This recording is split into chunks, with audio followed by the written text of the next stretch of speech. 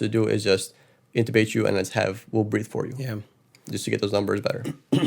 And the equipment that you need at the bedside, so one of them is you need an ECG. So either if you're in the ICU, they're already hooked up to the monitor where you're evaluating their heart rate, or you have the crash card next door you put on the lead, so you have that available, right? Right, you need consistent monitoring, consistent cardiac monitoring. Yeah, that's one. You need an oxygen saturation. You have to find that out.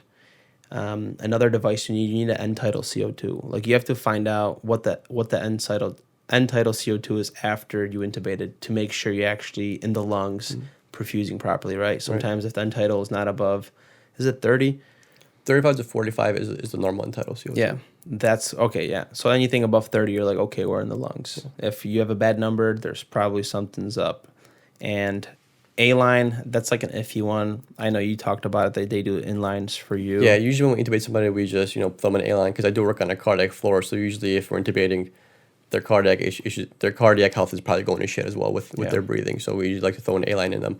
But a lot of times in ICU here, we already have A-lines in them. Okay. So it's convenient. Or we throw a central line in them because you can't really give certain drugs peripherally for a continual amount of time, like your pressors and stuff. So we either give them a central line bedside or like an A-line. Yeah. Something like that. A-line doesn't happen too often for us. But they should definitely have some kind of a peripheral, at least some peripheral access. Oh, you need one. You need one. No, so that's 100, guys. You need at least like a 22 gauge in there because you're going to be pushing heavy duty medications prior to the intubation. Right.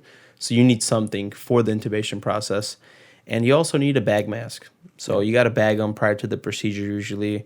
Sometimes the intensivist or whoever is intubating is having a difficult time, and they might give the patient a break because they're desatting too low, and you're going to bag them for a little bit, bring their sats back up to 100%, whatever the case might be, and then try again, Yeah.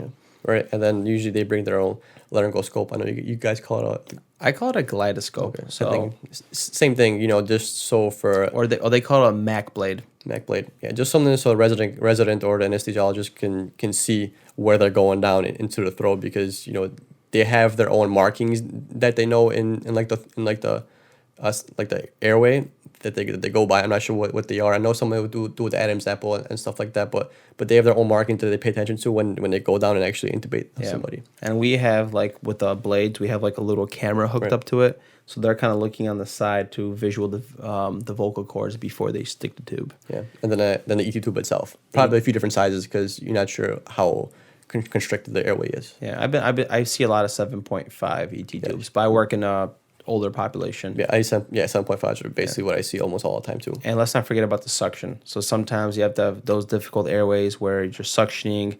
There's a lot of secretions. You can't visualize what's going on. Sometimes there's blood. And worst of all, if there's vomit, if the patient's aspirating, that's the worst because you see all this stuff in the cords, man. And they're at risk for aspiration like 80% of the time. Those people are gonna be on the vent for a while on antibiotics because they're gonna get pneumonia.